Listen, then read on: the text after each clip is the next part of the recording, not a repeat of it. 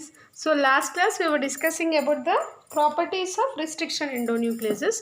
Today we are going to discuss the types of restriction endonucleases. Okay. So we have discussed that restriction endonucleases have the property of first one mainly cutting or cleaving the nucleic acid. Second important property, all the restriction endonucleases will be having a restriction site, okay, which comprised of both the recognition site and the cleavage site, okay. And third important property is restriction endonucleases will be having one more enzymatic property, that is methylation. Because of the methylation, it can able to modify restriction modification system. It can able to protect the host DNA through the restriction modification system, okay. And so your restriction endonucleases will be classified into 4 different types. One is type 1, type 2, type 3 and type 4. Actually type 4 is the one which is recently been recognized, and it will be having the limited properties which are discussed. Okay. So majorly we will discuss the 3 important enzymes, that is type 1, type 2, type 3. And remember, always whenever you are writing type 1, T should always be a capital letter. This is as per the nomenclature. So you need to write capital T only. You should not write the small t here. Type 1, type 2, type 3 and type 4. Okay.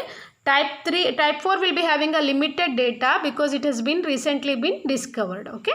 So now to study the property together, we'll make a flow chart of the table so that you can able to differentiate between the enzymes very effectively. Okay. First important criteria or property that need to be addressed is abundance. Abundance means how common is that particular restriction endonucleases. So type 2 is less common. Among the 3 restriction endonucleases, it is very less common, but type 2 is more abundant. It is the most common or most abundant restriction endonucleases. Most of the restriction endonucleases that has been discovered, most means almost 90% of the restriction endonucleases that will be discovered and used in genetic engineering, they belongs to the type 2 restriction endonucleases. Type 3, it is very rare. It is not common. It is rare. So here, based on the abundance, the restriction endonucleases will be having the different properties. Type 1 restriction endonuclease is less common. Type 2 is most common, whereas type 3 restriction endonuclease is rare among the 3 restriction endonucleases. Type 4 we will discuss later in a separate heading. Okay. And second important thing that need to be addressed is the recognition site.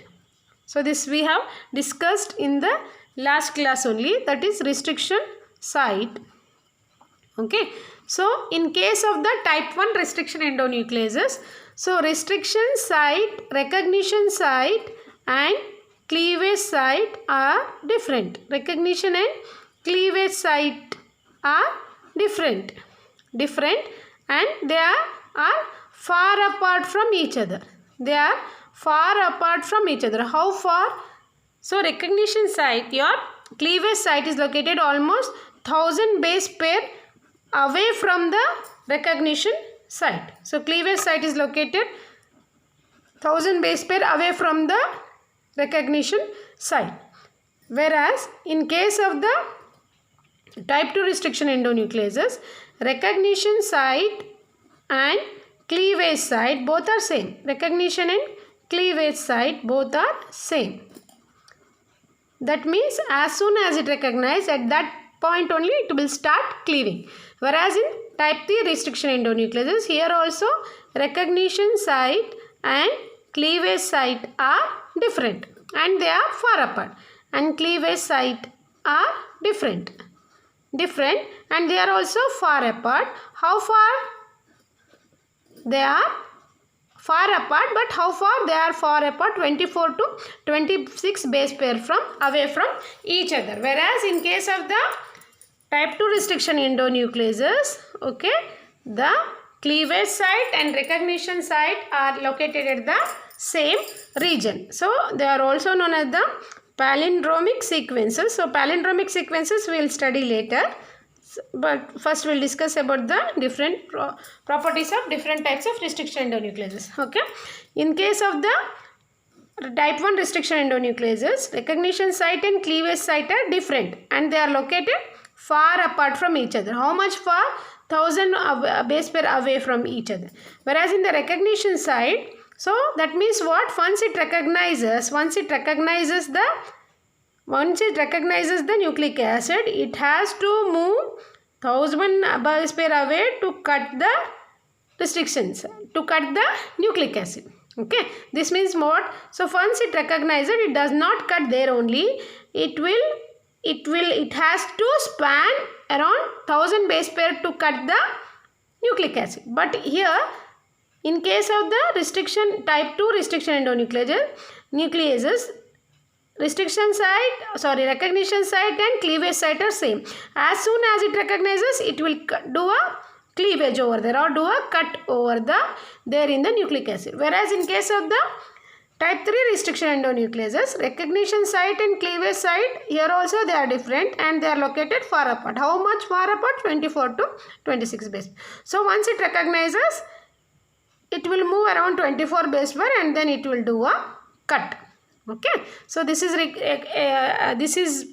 as per the restriction site. So in case of the type 1 recognition site, type 1 and type 2, in both the cases, recognition site and cleavage site are far apart. Whereas in case of the type 2 restriction endonucleases, it is same. But in type 1, it is located 1000 base pair away. Whereas in type 3, it is located how much? 24 to 26 base pair. Okay, next important property that need to be considered, that is the third important property that need to be considered among these 3 restriction endonucleases is the restriction and modification. So we have discussed restriction means cleavage, cut it will cut. Modification means it modifies the restriction site. How does it modifies? By doing the methylation. So where are these restriction subunit and modification subunit are located? Whereas in case of the type 1 restriction endonucleases, both are live in the same enzyme as a multi-subunit. The type 1 restriction endonucleases are multi-subunit enzymes. Multi-subunit enzyme. That means restriction and modification are present in the same enzyme. Within the same enzyme, the restriction subunit and modification subunit is present. Okay, so restriction and modification subunit are present as multi-subunit in the same enzyme. Whereas in case of the type 2 restriction endonuclease, there is a separate enzyme for restriction and separate enzyme for modification. Separate enzyme for restriction and separate enzyme for modification. So here for restriction there is a separate enzyme and for modification there is a separate enzyme. Okay, but cleavage pattern, the recognition site and the cleavage site is same in case of the type 2 restriction endonucleases, but restriction modification system, separate enzyme for the restriction and separate enzyme for the modification. But and this is in case of the type 2 restriction endonuclease. Type 3 restriction endonucleases, what happens is here the subunits, different subunits are there for restriction and different subunit for modification system. Okay, here same enzyme multi-subunit, here different enzymes for different function. Here same enzyme but different subunit for the enzyme. So now coming to the examples for restriction endonucleases. For type 1 restriction endonuclease, EcoK1 is the enzyme that is example as in use. So example, now coming to the examples for restriction endonucleases. For type 1 restriction endonucleases, we can take as a EcoK1 as an example. For in the restriction type 2, you will be having more than 3500 restriction endonucleases available. For example, ECO R1, SMA1, BAM-H1, okay, BAM-H1, and then hint 3, like that. You can list many number of enzymes. Okay, for type 3 restriction endonuclease, ECO P1, okay, ECO P1, ECO P15-1, like that. You will be having the various enzymes. So here, so this is regarding the types of restriction endonucleases with respect to type 1, type 2, type 3. I hope I am clear with this. Okay. So we have discussed earlier that there are 4 types of restriction endonucleases. We have discussed the 3. The left one is the type 4. Why we have discussed it in a separate heading? Because so it shares the different set of properties. So type 2. So generally what we have learned till now is, so once the recognition site or the restriction site is modified, so it can't be cleaved by the endonuclease. Okay, so restriction endonucleases will not act upon the modified DNA, but this type 4 endonuclease is very peculiar because it acts only on the modified DNA. That means it will cleave only the methylated nucleic acids.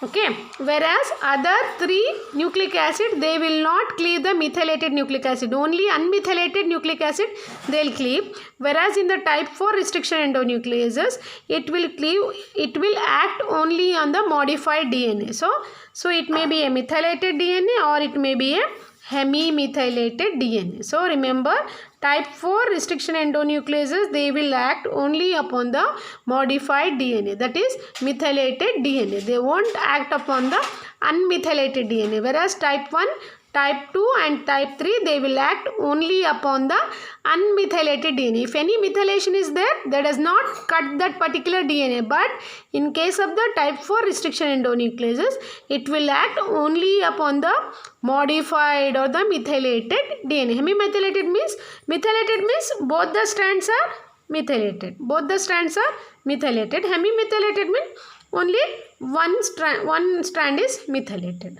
Okay. So type 4 restriction endonucleases, they will act only on the modified DNA. This is most recently discovered type of restriction endonucleases. Example for this is ECO KM-CRBC. This is an example for type 4 restriction endonucleases. This is regarding the type of restriction endonucleases.